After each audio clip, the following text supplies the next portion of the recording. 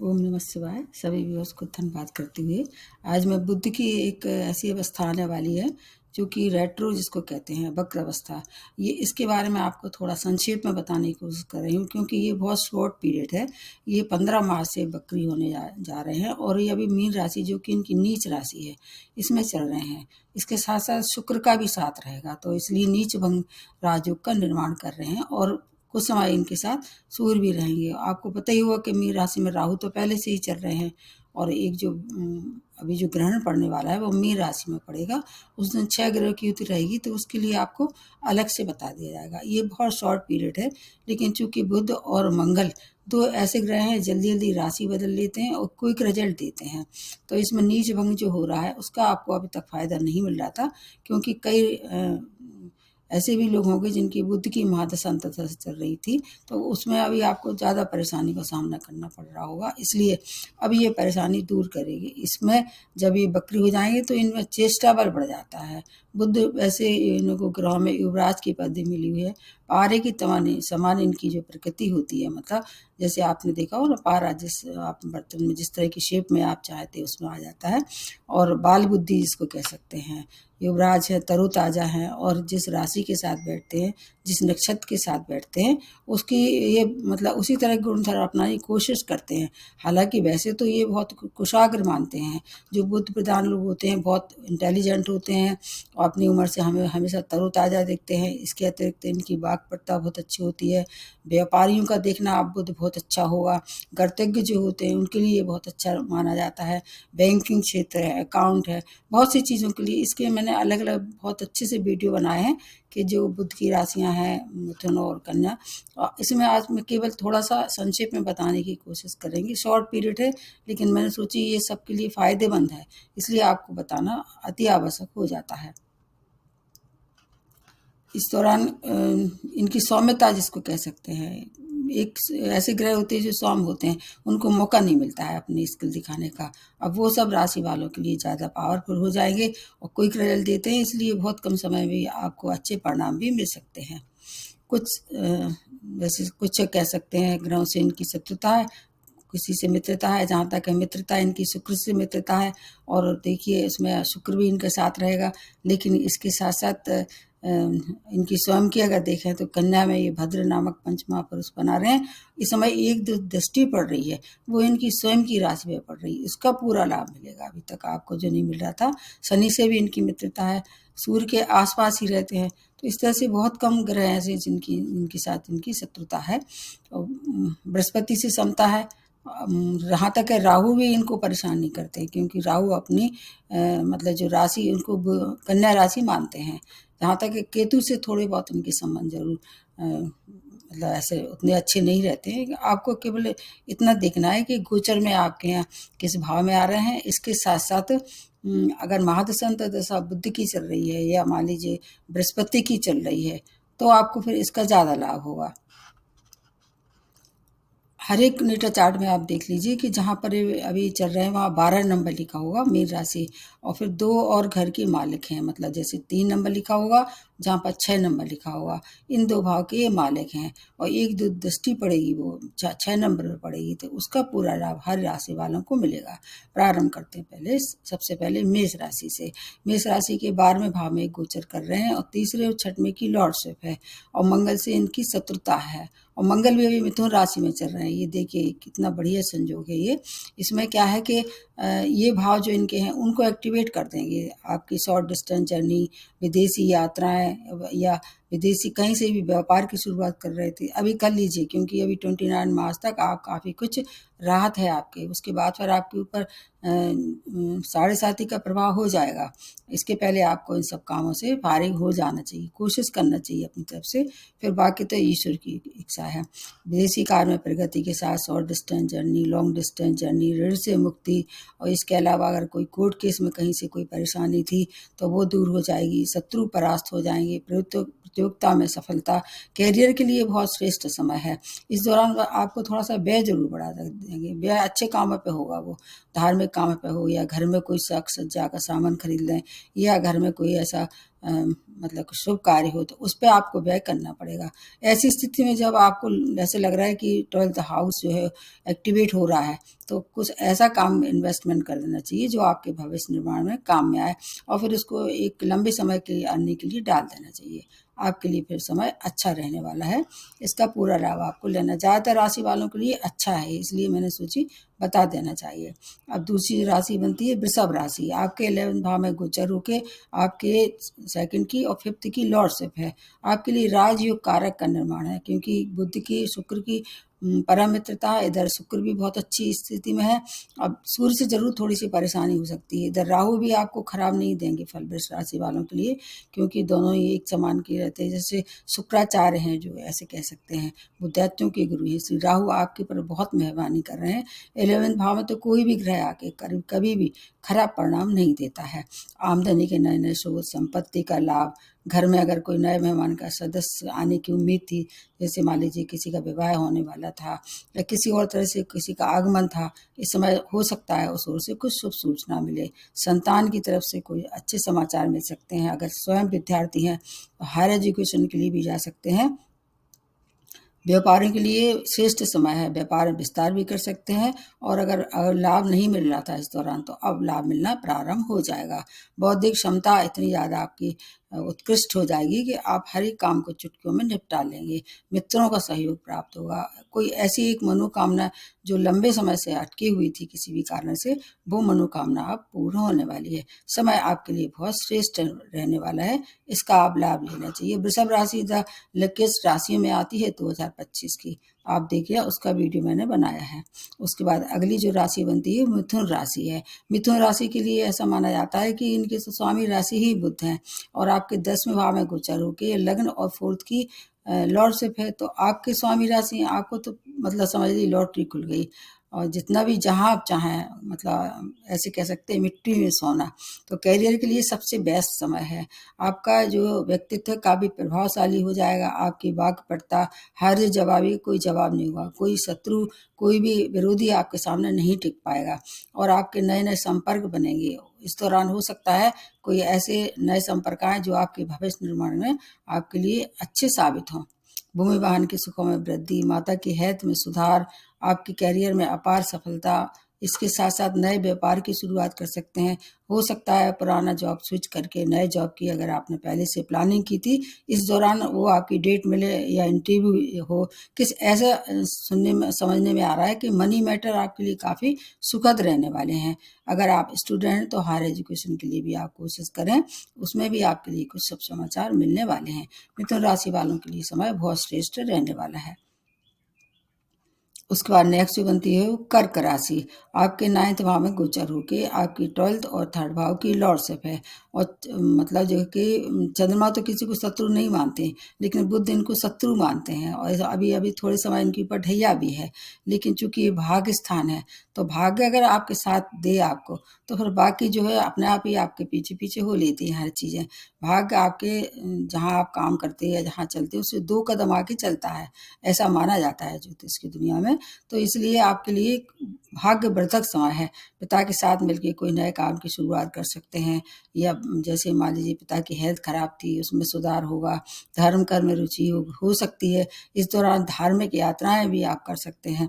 विदेश से जुड़ के कोई कार्य कर रहे थे, विशेष रूप से व्यापारियों के लिए ज़्यादा देखे जाते हैं।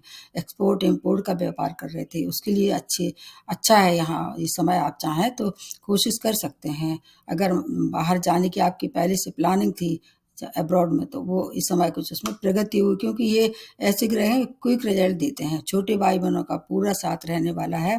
इसके अलावा आप विदेशी अर्निंग होगी, पहले से कोई पैसा अटका हुआ था, मान लीजिए आपको मिल नहीं रहा था, तो वो अब पैसा मिलने वाला है। इसके साथ साथ अध्यात्म में रुचि भी इस दौरान आपको हो सकता है। अगर आप कोशिश करें तो उस ओर भी आपको कुछ अच्छी सूचना मिल सकती है। अचानक धन लाभ भी हो सकता है। कर्क राशि वालों के लिए समय बहुत अच्छा है। 29 मार्च के बाद तो फिर बहुत ही अच्छा हो जाएगा। उसके बाद उसका मैंने वीडियो बनाया है, आप उसको एक बार जरूर देखें। उसके बाद है सिंह राशि। आपके अष्टम में गोचर होके आपकी दो और भाव को 11th और सेकंड भाव को ये एक्टिवेट कर देंगे। चूंकि इस समय सूर्य का भी साथ रहेगा और बुध और शुक्र तो दोनों हैं ही परमित। सूर्य से थोड़ी सी अगर है परेशानी तो किस तरह से अष्टम भाव को परेशानी हो सकती है, जैसे चोट चपेट दुर्घटना है या अचानक धनहानि हो सकती है। अगर महादशा अंतर्दशा आपके फेवर में नहीं चल रही है तो अचानक धनहानि हो सकती है। तो बड़े इन्वेस्टमेंट नहीं करना है, ड्राइविंग करते समय बहुत सावधानी रखना है। और इसके अलावा अगर आप अध्यात्म से जुड़ के चलते हैं, स्पिरिचुअलिटी कहीं आपके पहले से नेचर में थी या आप उसको रुझान था, तो वो ये समय उसके लिए बहुत अच्छा है। क्योंकि दो ऐसे भाव हैं, एक 11th एक आपका सेकंड भाव, ये दोनों, एक का आमदनी का भाव, एक आपका बचत का भाव है। तो अगर धन की बचत नहीं हो रही थी तो अब धन की बचत होना शुरू हो जाएगी। परिवार के रिश्तों को संभालना पड़ेगा क्योंकि सेकंड हाउस वाणी का भी है। तो अगर क्रोध करते हैं, जो कि सिंह राशि वाले अक्सर उग्रता में कुछ भी बोल देते हैं, तो उसमें क्रोध ना करें, अन्यथा परिवार के रिश्ते खराब हो सकते हैं। आपको एक कंफर्टेबल जो है वो आपकी सेविंग हो सकती है अगर वाणी पर नियंत्रण रखते हैं, इन्वेस्टमेंट सोच समझ के करते हैं। इसके अलावा आपका जो थिंकिंग होगी वो बहुत पॉजिटिव होगी इस दौरान, तो आपके लिए ये ज़्यादा हितकारी होगा। तो किसी से वाद विवाद न करें, विशेष तौर से ससुराल पक्ष से कोई भी ऐसा मनमुटाव ना होने दें, अन्यथा वहाँ से भी आपको परेशानी हो सकती है। अगर आप मानसिक रोगी है, त्वचा रोग है, उसके भी शिकार आप हो सकते हैं। मिला जुला है सिंह राशि वालों को। हालांकि ये कि बुध इतने प्रबल अवस्था में है अभी कि आपको ज़्यादा हानि नहीं होगी। अगर फिर भी कोई परेशानी है तो रेमेडी सबसे लास्ट में बताती हूँ। उसके बाद आ जाते हैं कन्या राशि। आपके स्वामी राशि ही हैं ये बुध, और आपके सप्तम भाव में गोचर हो रहे हैं। आपकी 10th की और मतलब लग्न के मालिक हैं, ऐसे कह सकते हैं। बहुत अच्छा समय है आपके लिए भी, क्योंकि शुक्र भी इस समय इनका साथ देंगे, और जहाँ तक है वो सूर्य भी बुध के मित्र हैं। आपका मतलब लग्न में अगर देखें तो लग्न के हिसाब से आपका विवाह, वैवाहिक संबंध, व्यापार सबके लिए बहुत श्रेष्ठ समय है। नए साझेदारी में शुरुआत भी आप नए व्यापार की कर सकते हैं। नेम फेम की प्राप्ति, आत्मबल में वृद्धि, जीवन साथी के साथ अगर आप व्यवहार अच्छा रखते हैं तो आपके लिए वहाँ से भी कुछ उनकी उन्नति भी हो सकती है। उनके साथ मिलके कोई नए व्यापार की भी शुरुआत कर सकते हैं। उनका अगर स्वास्थ्य खराब था तो वो भी स्वास्थ्य में भी सुधार होता नजर आ रहा है। करियर में बुलंदियों तक पहुंचाने वाले हैं हर तरह से। ऐसा माना जाता है बुध के लिए कि जो इवन नंबर की राशियां होती हैं उसमें बहुत अच्छे परिणाम देते हैं। शत्रु शांत हो जाएंगे, आपके ऋण से मुक्ति होगी। इस दौरान आपके लिए एक और विशेष खुशखबरी आपने के लिए, आप प्रेम विवाह में अगर मतलब प्रेम में है किसी की, तो प्रेम विवाह भी इस दौरान आप कर सकते हैं। संतान के लिए भी बहुत अच्छा है। चारों तरफ से शुभ समाचार मिलने वाले हैं, खुश होने का समय है। उसके बाद आ जाते हैं तुला राशि। आपके 6 भाव में गोचर होके आपकी 9th की और 12th की लॉर्डशिप है। तो क्या है कि ये शुक्र और बुध दोनों तो मित्र हैं, और इसके अलावा शुक्र उच्च राशि में ही चल रहे हैं। 6 भाव में कुछ ऐसे ग्रह होते हैं जो अच्छे परिणाम देते हैं। जहाँ अगर सूर्य वहाँ है तो अच्छे परिणाम मिलेगा। जहाँ तक शुक्र भी उतने अच्छे परिणाम नहीं देते, लेकिन बुद्धि के लिए ऐसे इवन जो नंबर होती हैं और राशियाँ उनमें अच्छे परिणाम देते हैं। क्या क्या अच्छे मिलेंगे? शत्रु शांत हो जाएंगे सबसे पहले तो।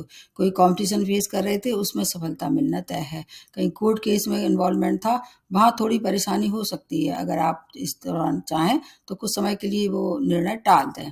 पिता का साथ रहेगा। इसके साथ साथ व्यय भी इस दौरान कुछ अधिक होता नजर आ रहा है। धर्म कर्म में रुचि बढ़ेगी, विदेशी यात्राएं होगी। अगर आप विदेश में पहले से ही रह रहे हैं तो सेटलमेंट या ग्रीन कार्ड या पीआर के लिए जो प्रोसेस है उसमें कुछ अच्छे परिणाम साबित हो सकते हैं। नए जॉब की प्राप्ति, पुराने जॉब में प्रमोशन, इससे आपको बहुत सी चीज़ों की सौगातें भी मिलने वाली हैं। धर्म कर्म से जुड़ के रहते हैं और घर में अगर चाहें तो धार्मिक आयोजन करेंगे तो जो समस्या आएगी तो उससे आप बाहर निकलने का भी आपका कुछ न कुछ रास्ता मिलेगा। समय बहुत अच्छा है। व्यय पे थोड़ा नियंत्रण करें तो और ही ज़्यादा अच्छा रहने वाला है। उसके बाद आ जाते हैं वृश्चिक राशि। आपके तो 5th भाव में गोचर होके 8th और 11th भाव की लॉर्डशिप है। तो इसमें जैसे 5th भाव से संबंधित कोई ज़्यादा परेशानी नहीं होगी ये, और इसके अलावा 11 से भी नहीं होगी। लेकिन अष्टम भाव से थोड़ी सी परेशानी इसलिए हो सकती है क्योंकि अभी आप ढैया के प्रभाव में हैं। तो आपको क्या करना है? चोट चपेट दुर्घटना से सावधान रहना है, बड़ी इन्वेस्टमेंट नहीं करना है, और गुप्त शत्रुओं से बचाव रखना है। कुछ ऐसे लोग होंगे जो आपके मुंह के सामने कुछ और बोलेंगे और पीठ पीछे कुछ और सोचते होंगे। तो ऐसे लोगों से अपनी कोई प्राइवेट बात जो है वो रिवील नहीं करना है, इतना ध्यान रखना है।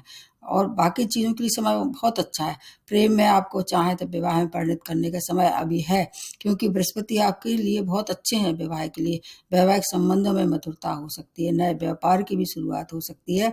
आपकी जो बुद्धि है इतनी कुशाग्र हो जाएगी कि आप की अगर कोई समस्या है भी, चाहे परिवार से हो, चाहे कैरियर से हो, समाज से हो या कहीं किसी भी तरह की, तो आप उसके अपनी सूझबूझ से अच्छे निर्णय लेंगे और वो आपके लिए काफ़ी लाभप्रद रहने वाले हैं।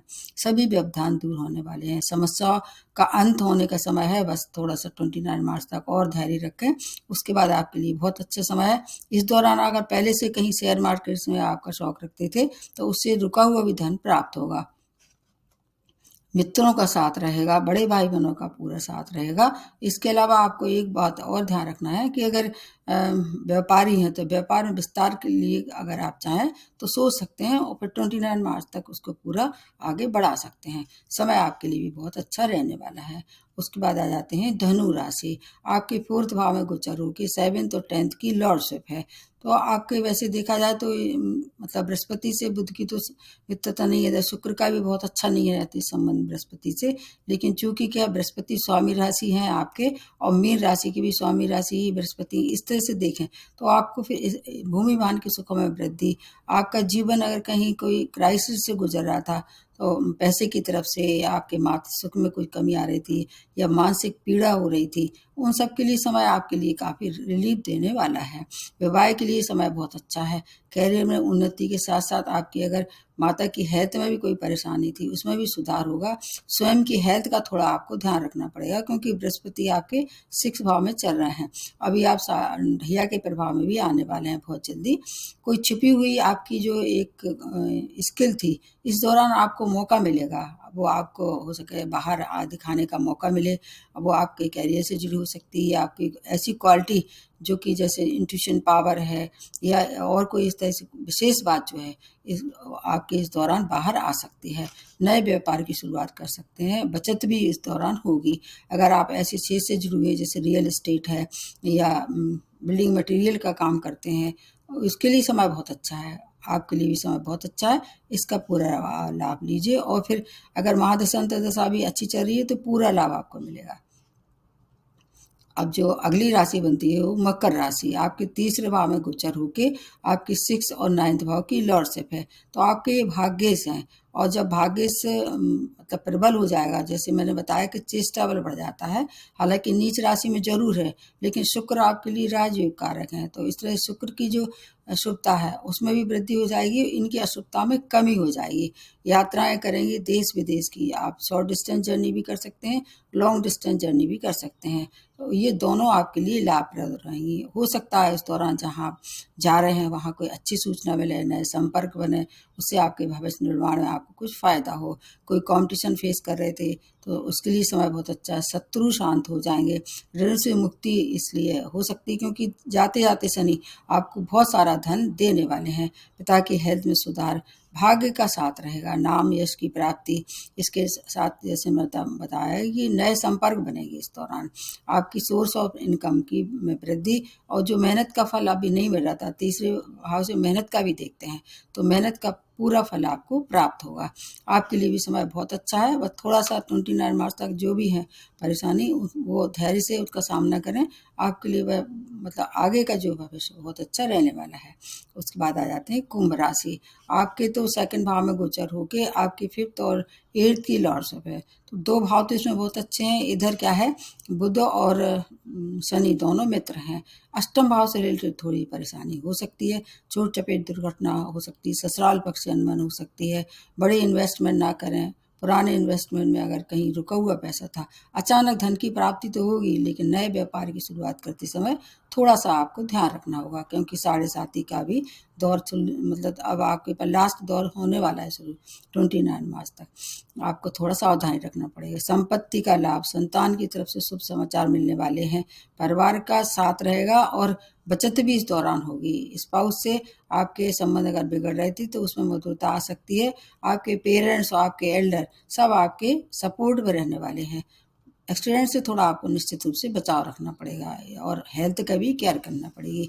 इधर आप खाने पीने पे नियंत्रण रखते हैं, वाणी पे नियंत्रण रखते हैं, तो हर एक समस्या का समाधान भी मिलेगा और आपका व्यक्तित्व काफ़ी आकर्षक हो जाएगा। इसलिए आपके लिए समय अच्छा है, सभी राशि वालों के लिए अच्छी सूचना है। उसके बाद आ जाते हैं मीन राशि। आपके लग्न में ही गोचर हो रहा है और आपके 4th और 7th की लॉर्डशिप है। इसमें आपके लिए सबसे ज़्यादा परेशानी का समय हो सकता है अगर महादशा अंतर्दशा भी अच्छे ग्रह की नहीं चल रही है, क्योंकि एक तो 7.5 ऊपर से इतने सारे जो ग्रह इकट्ठे आपके लगन में हो रहे हैं। कुछ चीज़ों से फ़ायदा होगा, कुछ चीज़ों में सावधानी रखनी पड़ेगी। विशेष तौर से राहु से परेशानी हो सकती है। जो 29 मार्च को जो एक ग्रहण पड़ने वाला है, सूर्य ग्रहण, आपकी राशि में ही पड़ेगा, इसलिए आपको बहुत सावधानी रखना है। किस बात को लेके? रिश्तों को लेके सबसे ज़्यादा सावधानी रखनी पड़ेगी। विशेष तौर से स्पाउस के रिश्ते खराब हो सकते हैं। अब उसमें आपका स्वयं की नेटल चार्ट पे भी निर्भर करता है। अगर महादशा अंतर्दशा कारक ग्रह की चल रही है तो घबराने की आवश्यकता नहीं है। कुछ अनचाहे रिश्ते आपसे जुड़ सकते हैं, छूट सकते हैं, दोनों ही बातें हो सकती हैं। अगर इस दौरान अगर कहीं ऐसा नए व्यापार की शुरुआत करना चाह रहे हैं तो थोड़ा सा रुक जाइए। जब इनकी स्थिति नॉर्मल हो जाए फिर आप नए व्यापार की शुरुआत कर सकते हैं। बाकी और जो अभी जैसे मनी गेन वगैरह जैसा मिल रहा था वैसे ही रहने वाला है। विदेशी यात्राएं, उसके साथ अगर इस समय साझेदारी में व्यापार कर रहे थे उसमें भी थोड़ा सावधानी रखनी पड़ेगी। सूर्य ग्रहण का जो है अगर प्रभाव, तो उससे मानसिक पीड़ा हो सकती है। जो सप्तम दृष्टि है इसके लिए डेली बेसिस वालों के लिए समय ठीक है। नए जॉब की प्राप्ति हो सकती है, पुराने जॉब में प्रमोशन हो सकता है। भूमि वाहन के लिए समय बहुत श्रेष्ठ है। माता की हेल्थ में भी सुधार होगा। आपको स्वयं की हेल्थ का जरूर ध्यान रखना पड़ेगा। कुल मिला के है कि ये छोटा सा समय जरूर है, लेकिन हर एक राशि वालों को कुछ कुछ उपलब्धियां मिलने वाली हैं। अगर फिर भी महादशा अंतर्दशा आपकी ठीक नहीं चल रही है, मतलब ऐसे ग्रह जो कि कारक की नहीं चल रही है, फिर थोड़ी सी शुभता कम मिलेगी निश्चित रूप से। इस बात को तो आपको ध्यान रखना होगा, क्योंकि गोचर हमेशा क्या होते हैं, ये आपके मान के चलिए कि जो गोचर होते हैं वो 20-30% होते हैं, लेकिन बाकी शेष जो आपकी महादशा अंतर्दशा होती है उस पर निर्भर करता है। तो ये तो मैंने बता दी आपके मीन राशि तक के लिए। और अब इसके लिए एक कॉमन सी रेमेडी बता देते हैं। वैसे तो मैंने हर एक ग्रह के लिए, हर एक राशि के लिए अलग रेमेडी के लिए वीडियो भी बहुत अच्छे अच्छे बनाए हैं। अगर आप चाहें तो उनको देख सकते हैं प्ले लिस्ट में जाके। इसमें आज के लिए क्या बताते हैं, जैसे मान लीजिए बुध के वजह से परेशानी हो रही है तो गणेश जी की उपासना कीजिए, सबसे अच्छा है। हर बुधवार को उन्हें दूर्वा चढ़ाइए, मोदक चढ़ाइए। और इसके अलावा अगर फिर और कुछ नहीं कर सकते हैं, गाय की सेवा कीजिए, गाय को हरा चारा खिलाइए। और ऐसे लग रहा है कि गुरु के वजह से परेशानी है, जैसे मीन राशि है जिसको गुरु की वजह से आपको परेशानी है, तो आप पीली चीज़ों का दान भी कर सकते हैं। पीले और हरे फल का दान भी कर सकते हैं। मतलब बहुत सी चीज़ें हैं। राहु की वजह से परेशानी हो रही है तो आपको चाय की पत्ती दान कर सकते हैं, भैरव की उपासना कर सकते हैं। और कुछ नहीं कर सकते हैं, घर में बैठ के जो आपको सुविधा हो, आपके इष्ट देव हैं उनकी आराधना करते रहिए। फिर आपका जो छोटा सा समय है आपको फ़ायदा भी होगा, अगर कष्ट आने वाला भी होगा तो उसका निवारण हो जाएगा। एक बार पुनः आप लोगों से निवेदन है कि इस वीडियो को ज़्यादा से ज़्यादा लाइक कीजिए, सब्सक्राइब कीजिए और अगर हो सके तो थैंक्स का बटन भी दबा दीजिए।